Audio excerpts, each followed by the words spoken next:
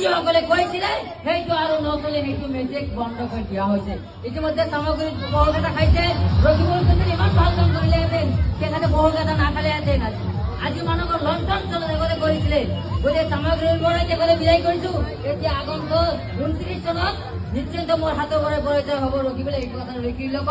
গতিকে কংগ্ৰেছৰ বডি থাকিলেহে চৰকাৰ হাতৰ কি কাম থাকিব, বডি থাকিলে হাতৰ কাম থাকিব, সিংগল হাতৰ কোনো কাম নাই, বডিৰ কোনো লাভ নাই। আৰু যিবিলাক 500,000 টকা সেইটো আৰু স্কিম নাই। গতিকে আমি দিবলৈ নোৱাৰো। এইখিনি আমি কলো যে কংগ্ৰেছ হওক, UDF হওক, যি দলেই হওক, আপোনালোকে কব যে 70 বছৰ ৰাজত্ব কৰিছিলে কংগ্ৰেছে, কি কৰিলে, বিধায়ক বনাইছিলে চেংগা আশাবোৰক আপোনালোকে কি কৰিছে। আজি এইটো কথা চিন্তা কৰিব, কাৰণ এইখিনি চৰকাৰৰ এই সত্ৰ মাৰি সমস্যা সমাধান কৰিলে একমাত্ৰ ভাৰতীয় জনতা পাৰ্টি পাৰিব, তাৰ বাহিৰে কোনো নহয়। গতিকে মই নেক্সট কথাই কৈছো, বিলম্ব নললো। এইখিনি কৈ